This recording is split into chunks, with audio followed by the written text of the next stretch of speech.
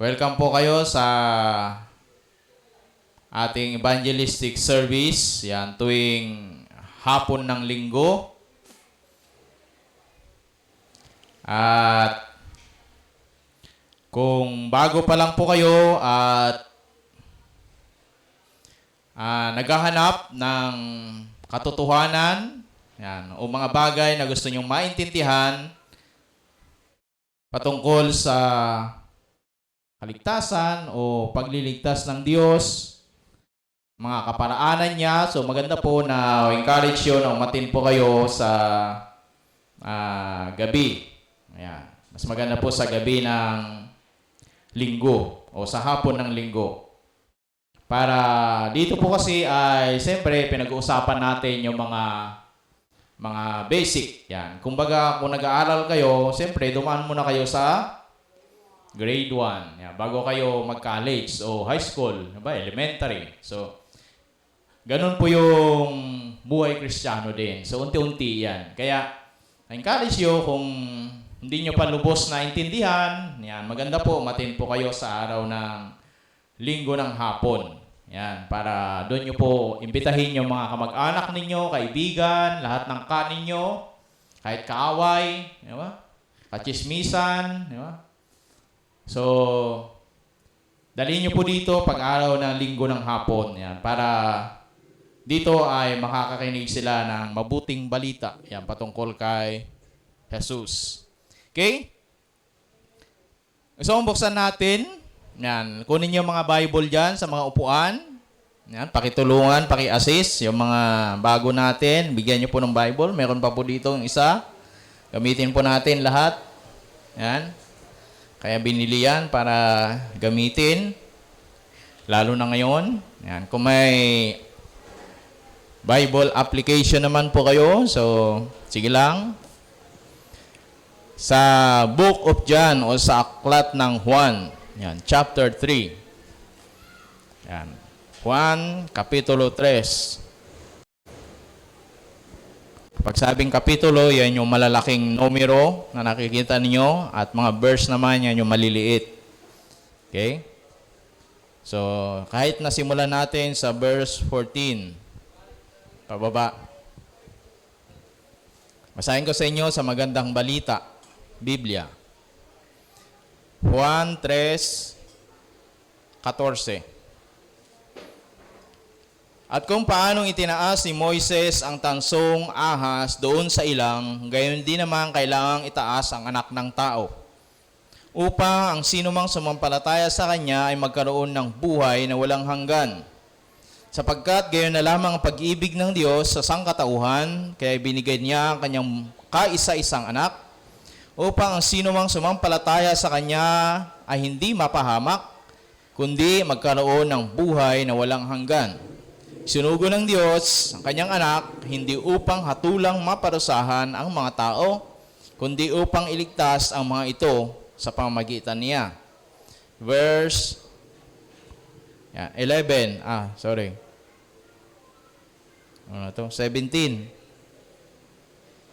Hindi hinatulang maparusahan ang sumasampalataya sa anak, ngunit hinatulan na ang hindi sumasampalataya, sapagkat hindi siya sumasampalataya sa kaisa-isahang anak ng Diyos. Ganito ang paghatol ng Diyos, na parito sa sanlibutan ang ilaw, ngunit inibig pa ng mga tao ang dilim kaysa liwanag, sapagkat ang kanilang mga gawain ay masasama. Kinasusuklaman ng mga gumagawa ng masama ang ilaw, ni hindi lumalapit dito upang mahayag ang kanilang mga gawa. Verse 21. Ngunit ang namumuhay ayon sa katotohanan ay lumalapit sa ilaw upang mahayag na ang mga ginagawa niya ay pagsunod sa Diyos. So ito po yung isang pangyayari sa buhay ni Jesus nung siya po ay nasa lupa pa at nagkatawang tao. May isang pagkakataon ng gabi na may lumapit sa kanya na isang guro. Yan, teacher of the law. At itong teacher of the law na to, siyempre, nagtuturo ng Bible. Nagtuturo ng salita ng Diyos. Diba? Pero, napansin niya kakaiba yung turo ni Jesus. At isang gabi siya pumunta dahil marahil, ma-pride, di ba? Baka makita ng mga ibang tao na tinuturuan. Ba, nagpapaturo si teacher, di ba? Yung guro. Kaya gabi siya pumunta kay Jesus. Palihim na lumapit doon at nagtanong, yan, patungkol sa, sabi niya, ano ba yung meron ka? Di ba? So, tinugon ni Jesus kung ano yung kailangan niya, hindi yung tanong niya.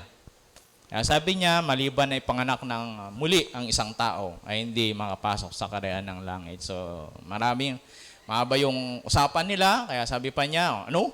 Yung matanda na, papasok na naman sa tiyan ng kanyang nanay. Ayan. So, ginamit ni Jesus para mas maintindihan niya ay ang hangin. Yan, basahin niyo sa mga unang talata. Sabi niya, yung hangin, alam mo kung saan papunta. Alam niyo kung mahangin, tama? Pero hindi mo alam kung nasaan. Turo mo nga yung hangin. Diba? So, ganyan ang ipinanganak na muli. Sabi niya, kaya ang ipanganak na muli, o pagiging born again, na hindi ito, nuulit ko, hindi ito isang relihiyon o pagsama sa isang simbahan, pag-anib, o ano bang tawag dyan, para sa inyo, hindi po yun. Ang ipanganak na muli ay nararanasan, karanasan. At sabi ni Jesus, para mas maintindihan natin, para itong hangin. Di ba? Pag naman yung hangin, wow, malamig. Di ba? Alam mo. Bakit? Kasi nakikita mo yung nararamdaman mo siya. Kung may dahon, nakikita mo, gumagalaw yung dahon. Ay, malakas ang hangin. Di ba? So, sabi niya, ganun ang ipanganak na muli. Hindi ka literal na papasok sa tiyan ng nanay mo, pero mararamdaman mo to. Maranasan mo to. Kaya kung hindi mo pa naranasan, baka kunyari lang na born again. Di ba? Kailangan maranasan mo siya. Maramdaman mo siya. Okay? Yun yung assurance. And then, para mas malinaw sa kanya yung pamamaraan ng Diyos ang pagliligtas ay binalikan niya yung history ng unang panahon. Siyempre, teacher of the law ito, magaling sa Bible, magaling sa Bible noon kasi wala pa yung New Testament. Yung panahon na yun, kaya yung mga Old Testament pa yung nila, yung mga lumang tipan. Kaya yung mga history, yung mga kwento. Kaya ginamit niya yung isang pangyayari noon sa panahon ni Moises na yung mga tao ay nagrebelde sa Diyos, nagrereklamo sa Diyos, diba? Kung ano-ano yung mga kwan. Then, nagalit ang Diyos sa kanila. Kaya ang ginawa niya, nagpadala siya ng ahas. Ahas na makamandag, at lahat ng mga nagreklamo o yung mga tao ay pinagtutukwa ng ahas. So, that time, 1,000 ang namatay isang araw lang. Kung di ako nagkakamali, 85,000 yata. Daming namatay o 3,000. Basta 1,000 ang namatay. Isang araw lang yun. Di siyempre, nabahala si Moises at nanalangin siya. Tumakbo siya sa gitna ng karamihan ng mga tao. Nanalangin siya sa Diyos. Hiningi niya ng tawad ang Diyos. Ang mga tao sa Diyos. At sinabi ng Diyos, ito ang pamamaraan. Gumawa ka ng ahas. Anyong ahas? Itaas mo siya, ilagay mo sa baston, ilagay mo sa gitna, sa harap ng mga tao. Ang sino mang titingin doon, sabi niya, ay gagaling. Kahit tukain ng ahas, hindi siya mamamatay. Ginamit niya na halimbawa yon, kaya nga sabi niya in verse 14, at kung paanong itinaas ni Moises ang ahas doon sa ilang, gayon din naman, kailangan itaas ang anak ng tao. Kaya, ginamit niya yun, kasi alam ni Jesus na alam ni Nicodemo yun. Diba? Yun ang kwento. Okay? Dahil yan, sabi niya, ganito rin ang kaligtasan, ang pagliligtas ng Diyos. Yung Jesus na namatay, nabayubay sa cross, kailangan lahat tayo tumingin doon ng may pananampalataya. Diba? Hindi lang history, hindi lang dahil alam mo, kundi dapat tumingin ka na may paniniwala. Kasi may mga tumingin din pero namatay pa rin. Kasi hindi sila naniniwala. So tayo ganun din. Kaya sa panahon ngayon, ginamit na Jesus yun na halimbawa na si Jesus na nabayubay sa cross. Kaya alam nyo ba, siguro para sa akin lang, ito yung naging daan kung bakit naging simbolo. Diba? Kikita nyo sa mga drugstore, sa mga butika, diba? Yung nakapulupot na ahas sa...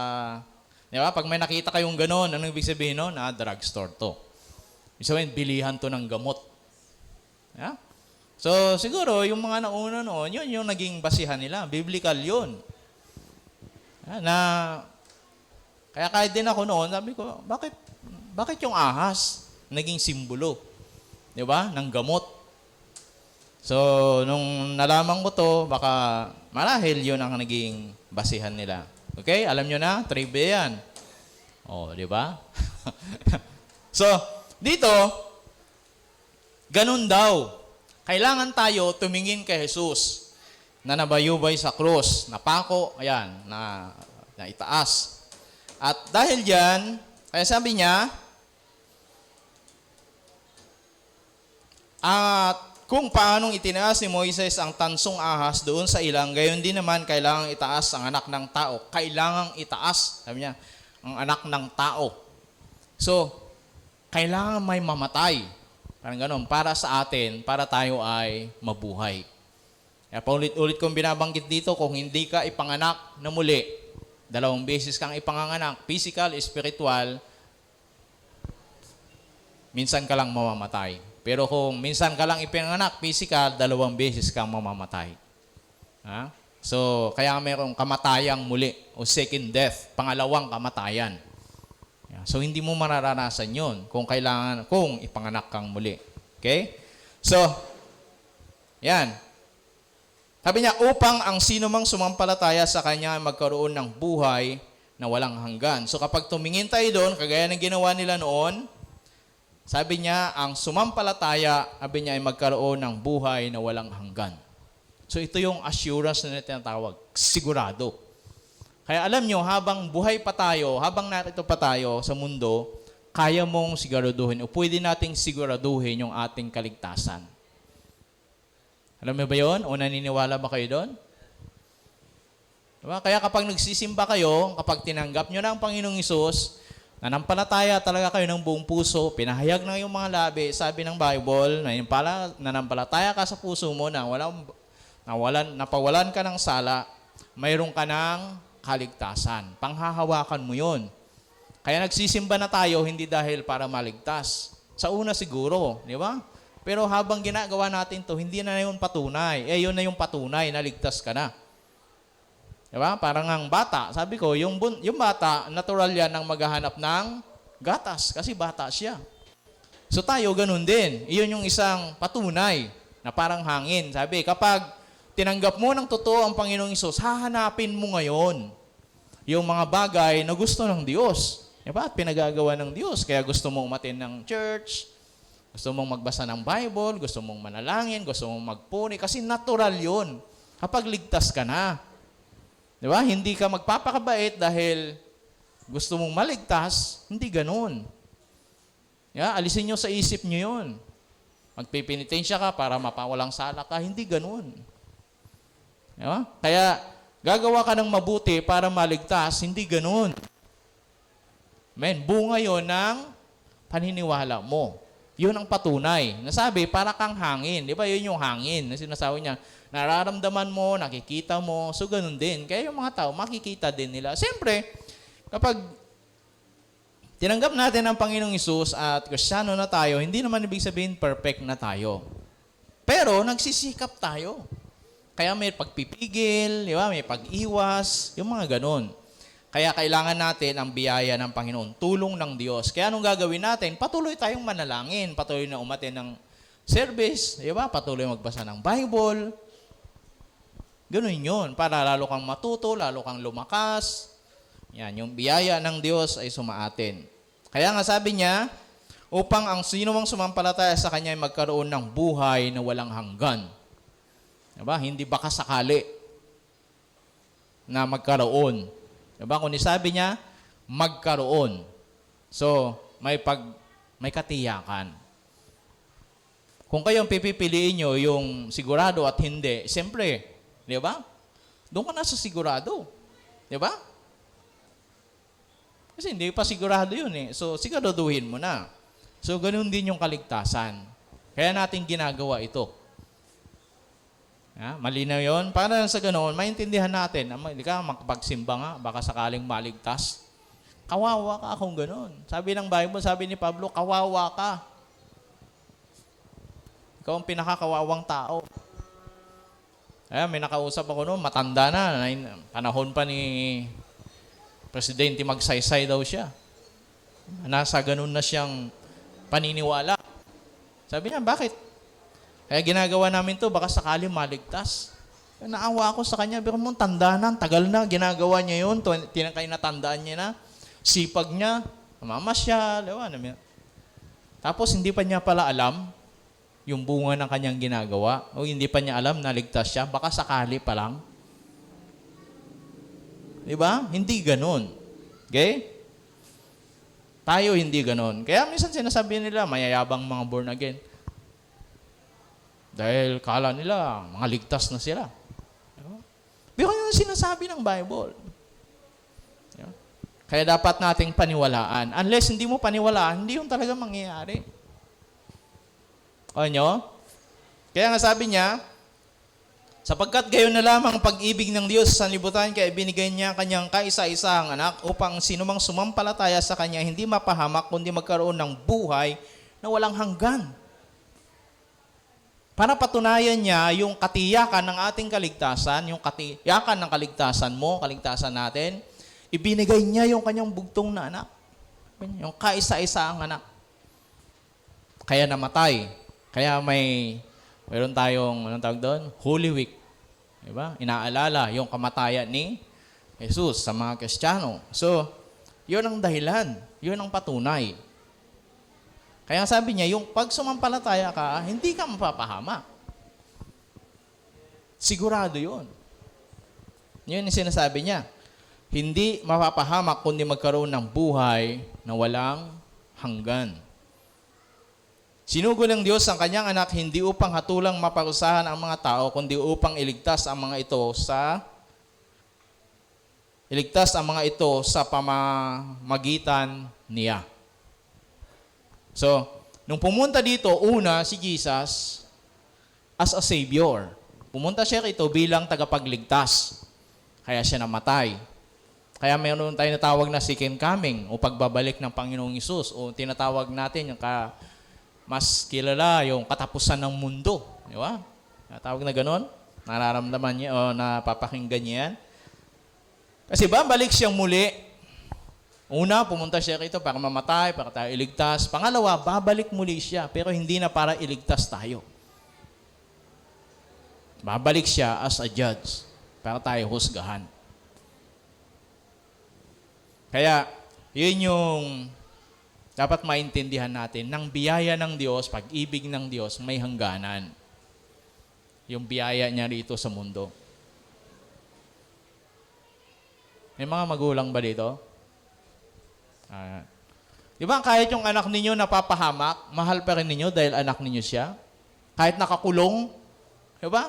Ayaw mong mangyari, pero wala eh. Ginawa niya yun eh. So, ganun din ang Panginoon. Kahit nasa impyerno ka na, yung pag-ibig niya nandun pa rin, pero wala kang magagawa. It's your choice. Kaya nga namatay na ang Panginoong Jesus. Okay?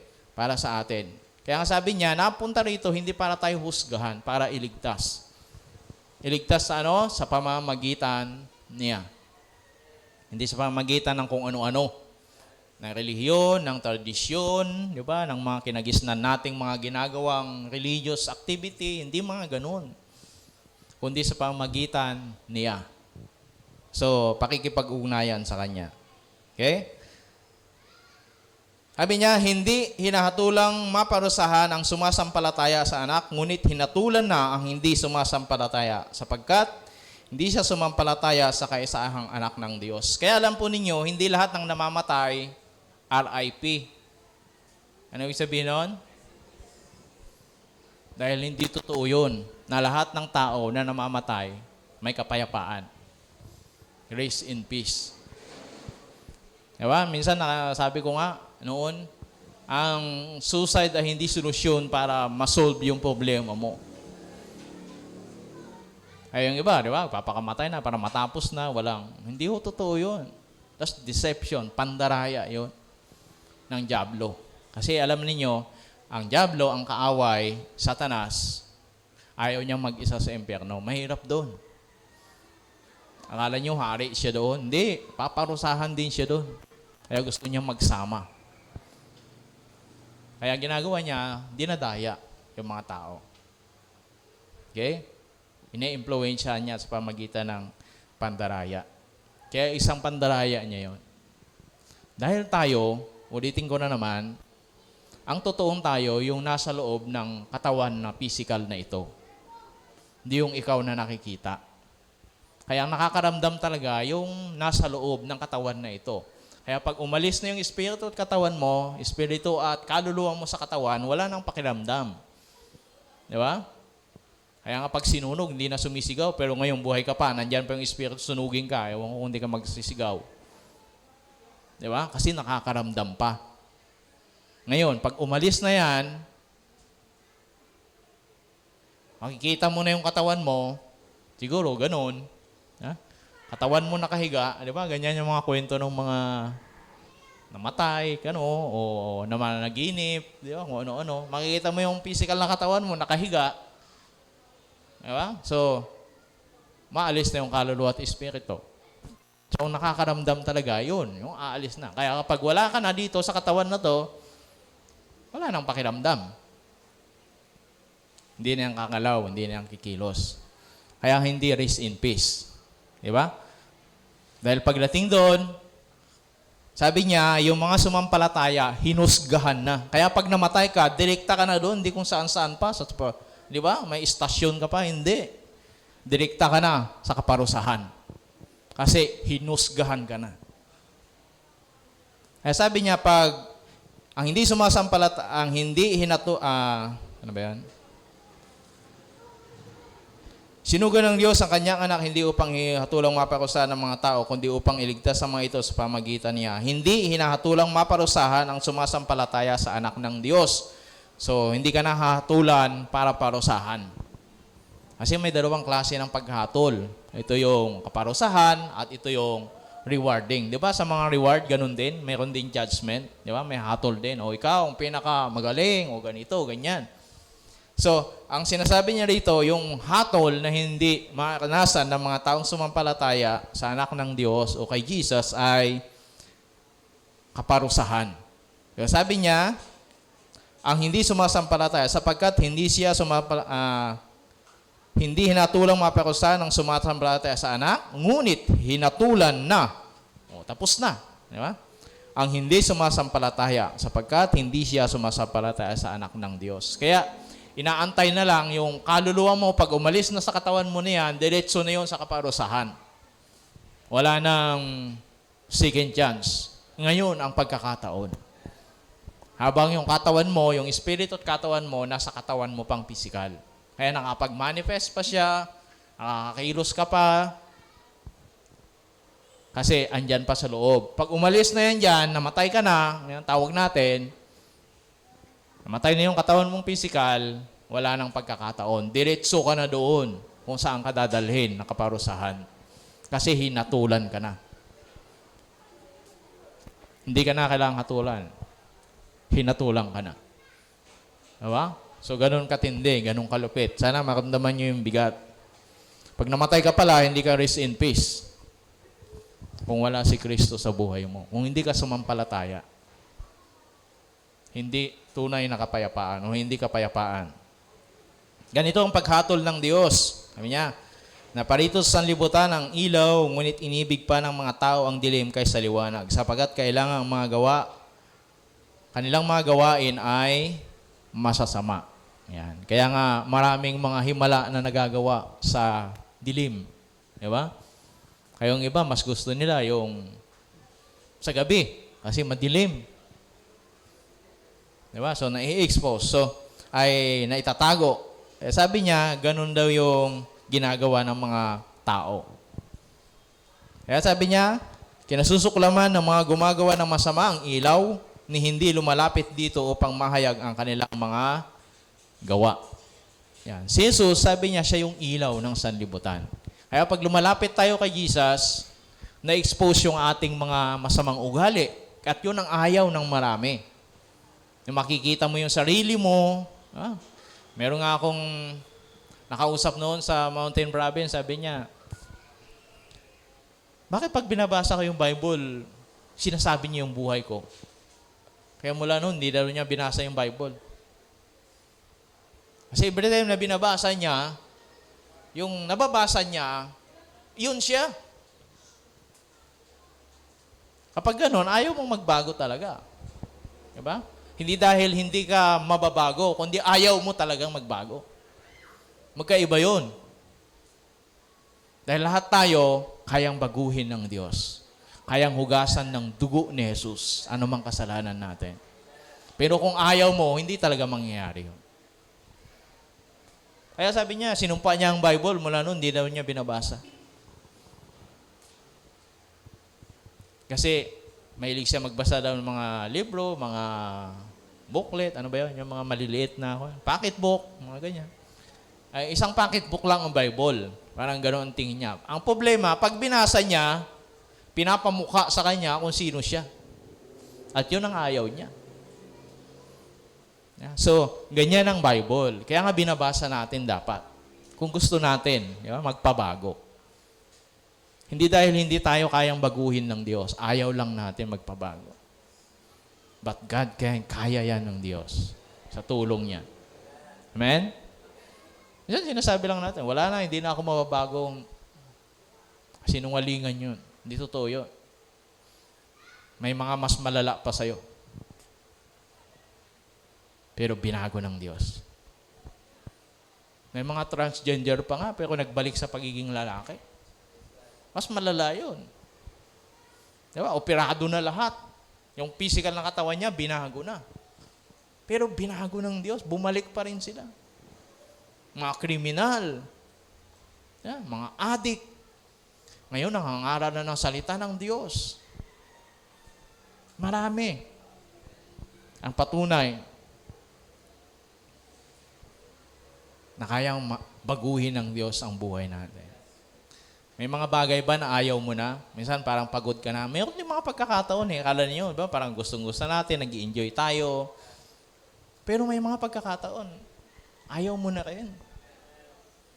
Diba? Parang napapagod ka na rin o nagsasawa na rin. Pero paulit-ulit, wala kang magawa. Kaya nga may awit. Sino bang umawit nun? Gusto kong bumait. Ngunit di ko magawa. Diba? Nasa Diyos ang awa. Diba? Nasa tao ang gawa. At sabi niya, kinasusuklaman ng mga gumagawa ng masama ang ilaw ni hindi lumalapit dito upang hindi mahayag ang kanilang mga gawa. Kaya alam niyo, mga tao, hindi naman yung relihiyon o simbahan ang iniiwasan Tama? Search your heart. Tingnan din yung sarili niyo. Hindi naman yung simbahan Hindi naman yung di ba? Kundi makita nila yung sarili nila. Kaya mamimili na lang sila kung, dito sa relihiyon na ito, pwede kong gawin yung gusto ko. Di ba? Hindi pakikialaman. So, dito na lang ako. Kasi ayaw. Di ba? At least, relihiyoso ako. At least, maka-Diyos ako. Kaya nga mayroon ding tinatawag ngayon na Christian na LGBT. Diba? Bakit? To be comfort.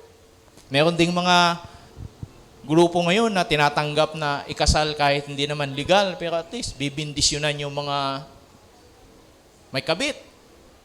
So, siyempre, doon ka na lang. Diba? Kasi, hindi ka pwedeng makasal sa Pilipinas, wala pang divorce. Hindi mo naman kayang magbayad ng annulment. So, anong gagawin mo? Maghahanap ka na lang ng papayag na ikasal ka, kunyari. Kunyari lang yun, kasi hindi naman... So, marami. Diba? Hinahanap nila yung pagiging komportable nila. At least, masabi din sila na makadiyos o religyoso. Diba? Yun yung dahilan. Kaya nga sabi niya, kinasusuklaman ng mga tao ang ilaw. Hindi naman si Jesus. Lahat naman tayo gusto natin si Jesus. Tama?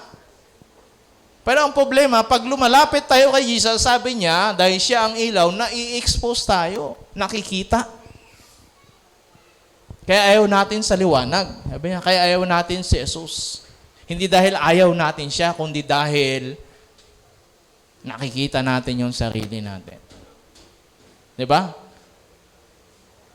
Dahil si Jesus gusto niya ayusin yung buhay natin, sarili natin, relasyon natin, etc. etc. Gusto niyang baguhin tayo. Kaya ang ginagawa nila, hindi si Jesus talaga ang iniiwasan. Kaya nga sabi ng Bible, dinadaya ninyo ang inyong mga sarili. Hindi nadaya nyo, hindi si Jesus, hindi ako, hindi kung sino man. Sarili din ninyo. You deceive yourself. Hindi ako mawawalan. Hindi si Jesus ang mawawalan. Kayo, tayo. Kung tayo lalayo sa Diyos. Hindi siya mawawalan.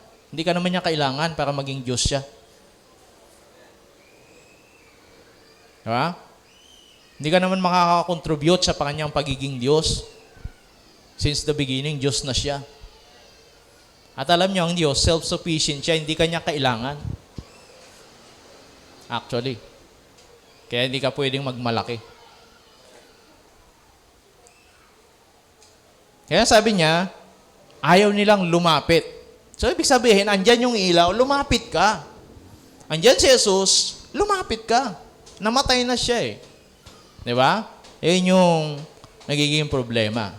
Ako minsan sabi nila, saan ang relihiyon? Anong relihiyon? Huwag ka nang lumapit. Huwag ka nang lumipat sa ibang relihiyon. Diba? Bakit? Sa relihiyon kasi na to, komportable ka. Kasi ganito. Di ba? Nagagawa mo yung gusto mo, yung sarili mong pananaw, umaayon doon sa gusto nila. Unang nangyayari. O pinapayagan nila. Kaya yung minsan, sabi nila, dami namang bawal sa born again. May nakausap ako noon na matanda sa La Union, sabi niya, gusto ko sana magsimba sa inyo kaso hindi kayo nagpapakain ng ng dinuguan Bawal sa inyong dinuguan Mambira, dinuguan lang kapalit ng kaluluwa mo. Parang napakababaw mo naman. Diba? Simpleng dinuguan lang. O sige, bigyan pa kita ng puto para may partner yung dinuguan mo.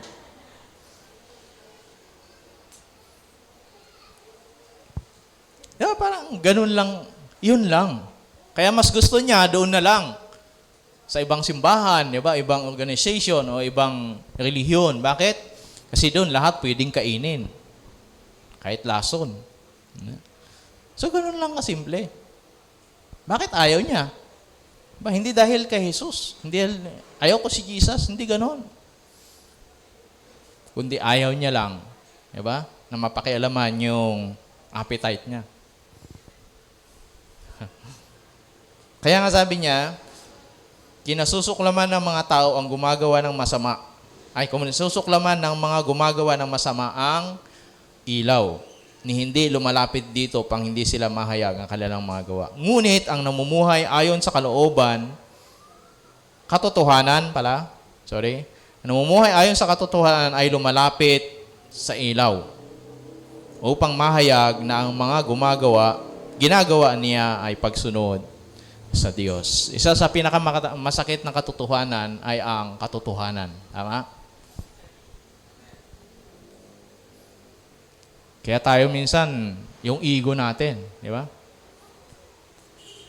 Pag nasaktan, nasalat, yung ego natin, nagre-react talaga tayo. Sabi nga nila, kahit yung pulubi sa ilalim ng tulay, may pride pa rin yun. Minsan nga, sa Baguio noon hindi ako makapaniwala Yung totoo. Nagkwento lang sa akin. Alam mo yung bulag doon sa Station Road, pag binigyan mo 25, magreklamo. Ano? Bulag yun Pag binigay mo na ganyan, ano ba kayo? Ang kukuripot na ninyo? Sisigaw. Ano ko ba bulag? Nakikita nyo binibigay? Dati 5 peso binibigay, ba't ngayon? Sisigaw dun sa may Season Road. Nagkwento lang sa akin, pero sinubukan ko nga.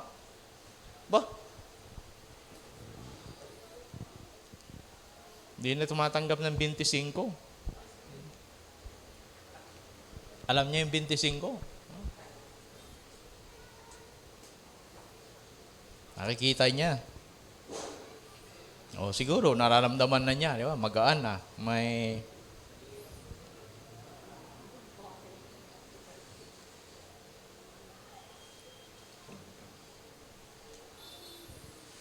Ngunit ang namumuhay ayon sa katotohanan, sabi ay lumalapit sa ilaw upang mahayag ang mga ginagawa niya ay pagsunod sa Diyos. Naulit ko, ang isa sa pinaka masakit na katotohanan ay yung katotohanan. Kaya nga maging si Jesus, sabi niya, ang katotohanan ang magpapalaya sa atin. Ayaw natin ng totoo, gusto natin sinungaling. Kasinungalingan. Kasi ayaw nating makita yung katotohanan. Masakit. Di ba? Masakit ang katotohanan. Kaya pag sinabing maganda ka, naku po. Nagagalit yung iba. Di ba? Dalawa lang yan. Hindi magalit o matuwa. Kasi gandang-ganda sa sarili. O kaya naman, hindi nagagandahan sa sarili. Dalawa lang yan. Diba? So, ganun din. Kaya sabi niya, kapag lumalapit tayo kay Jesus, siya yung ilaw. Diba? Nakikita yung katotohanan.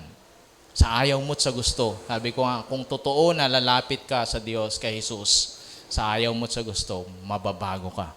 Babaguhin ka. Hindi ka mananatili kung sino ka. Tandaan niyo yan. Unless hindi totoo. Pero kung totoong lalapit kayo sa Kanya, sa ayaw mo't sa gusto, magugulat ka na ng sa sarili mo. May mga iba, instant nga eh. Tinanggap sa Panginoon, nanalangin, umiyak, biglang nawala yung panlasa sa paninigarilyo. May mga ganong testimony. Nawala yung gana sa pagmumura. Kasi lumaya sila. Yung iba, gradual, unti-unti. Pero may mga pagkakataon, instant. Pero ako nakausap noon, sabi niya, nasusuka na siya sa sigarilyo. Pero nakakaubos siya ng 2 kaha ng isang araw sa sigarilyo. Pero naman yung iba, unti-unti. Iba-iba. Pero, iisa lang dahilan, pag lumapit ka, babaguhin ka ng Diyos. Walang makakapagpabago sa buhay ng tao ng totoo. Yung tinatawag na transformation. Simbahan man, paaralan man, bilangguan, wala maliban kay Jesus. Tandaan niyo yan. Ang daming magagaling. Di ba? Nag-aral sa mga sikat, matataas na university. Yet. Di ba? Maraming nabilanggo. Paglabas, ganun pa rin. Mas malala pa nga. Walang makakapagbabago ng totoo. Siguro sinasabi na yung boyfriend mo, yung girlfriend mo, mababago. Ayun, mababago ako. Diba? Pansamantala lang yan. Huwag kang matuwa. Kalipas ng 3 taon, 2 taon, magkaanak na kayo. O, yan na. Lumalabas na yung sungay. Diba mga ganon? Kaya nga nagkakahiwalay. Diba? Kaya ang pagiging matatag na relasyon, hindi yan nakikita sa mukha o sa ganda o gwapo. Di dapat, hindi na naghiwalay si Julina at si Brad Pitt. O, tignan nyo nga. Diba? Baka kahit ganun kaedad si Brad Pitt, pagpunta dito, magsisigawan pa rin kayo. Ha? Angelina pala, sorry. Di ba?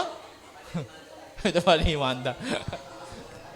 Kasuhan tayo niyan, di ba? Pero ang point ko dito, di ba? Ang gaganda, di ba? Mga artista. Kung titignan mo, parang wala nang maipipintas. Pero pagkalipas ng 3 taon, 2 taon, di ba? Makikita mo, pinapanood nyo, kaya nakikilig din kayo kunyari. Kilig na kilig, di ba? Sweet na sweet, sa harap ng camera. Pero behind the scene, di ba? Mga demonyo at demonyeta pala. Si Jesus lang ang tunay na makapagpabago ng buhay. Kaya huwag kayong maniniwala. Diba? Kung sino-sino. Minsan sabihin sa inyo, sige na, magsisimba ako, magbabago ako. O kaya nililigawan ka pa lang, no? Sama-sama din sa simbahan kunyari. Pag nag-asawa na, di ba? Marami ng kwento ang mga ganyan.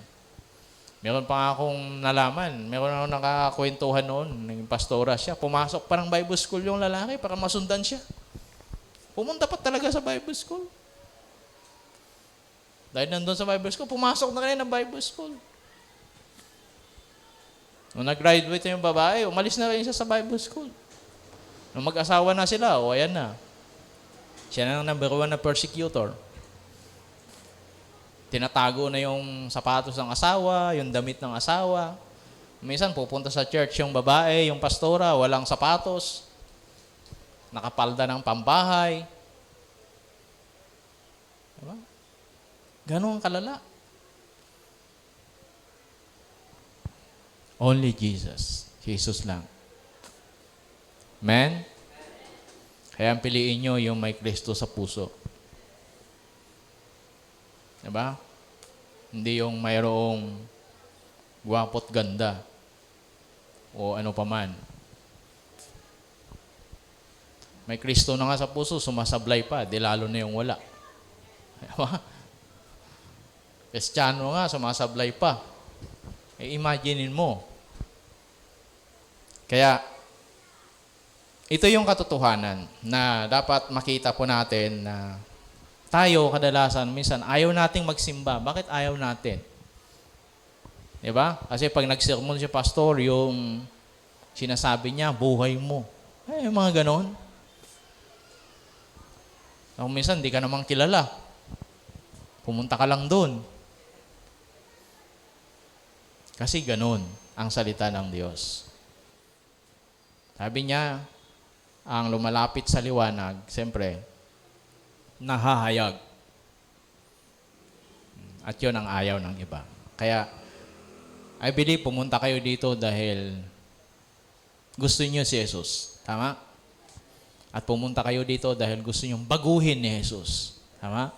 Pumunta kayo dito dahil gusto kayong iligtas ni Jesus. Kung ano man ang dahilan, bakit kayo napunta, dahil may kaibigan, may nagyaya sa inyo. Pero sana hindi laging ganon. Dumating yung pagkakataon, kayo na lang pupunta dito. At kayo na rin magyayaya. Dahil pwede niyong sabihin kung ano yung naranasan ninyo. Pwede niyong ipahayag sa kanila kung ano yung naranasan ninyo sa buhay ninyo. Bilang isang anak ng Diyos. Hindi dahil sa Emmanuel o ano paman. O dahil kay Kristo Jesus. Tayo sa mandaling yumuko. Tayo manalangin. Panginoon, sa mga sandaling ito, Banal na Espiritu, lumalapit po kami sa inyo. Kayo ang higit na nakakakilala sa bawat isa na narito ngayon. Alam mo kung anong laman ng puso nila. Alam mo kung paano sila nakikinig. You know their attitude, Panginoon. Pagtanggap, pakikinig ng iyong mga salita. Ngayong gabi, ang dalangin ko, Diyos, patuloy kang magpakilala sa kanila. Maranasan nila kasabikan, maranasan nila yung kagutuman, sa pagkaalam at pagkakilala sa inyo. Sa pangangaral ng iyong mga salita. Pakikinig, pagbabasa ng iyong mga salita, pananalangin at paglapit sa inyo, O Diyos. Lord, salamat hanggang ngayon nagliligtas ka pa rin. Salamat hanggang ngayon nagbabago ka pa rin ng buhay. Salamat hanggang ngayon nagpapatawad ka pa rin. Kabila ng mga pagkukulang, pagkakasala namin, salamat po, Panginoon. At habang hindi pa dumarating ang panahon na yung pagbabalik, Panginoong Hesus, dalangin ko, dalangin namin, tulungan niyo kami na maglingkod sa iyo ng may katapatan. Tulungan niyo po kami, Panginoon, na lumapit sa inyo, patuloy na maglingkod habang kami nabubuhay. Salamat din po sa buhay ng bawat isa na narito, Panginoon. Tulungan mo sila, patuloy, O Diyos, nagabayan mo po sila, Banal na Espiritu. Layo mo sila sa anumang kapahamakan, pandaraya, espiritu ng pride, pagmamatigas, lahat ng panlilinlang at maling katuruan na nagdipana sa aming paligid. Dalangin ko, ingatan mo sila, Panginoon. You protect them, Lord. Tayaan mo ng katotohanan ng kanilang hanapin ang ilaw, ang tunay na ilaw ang kanilang hanapin. At walang iba kundi ikaw yun, Panginoong Hesus. Salamat po Diyos sa hapon na ito, sa iyo lahat ng kapurihan sa pangalan ni Jesus. Amen. So, salamat sa inyong attention, pakikinig. God bless you more.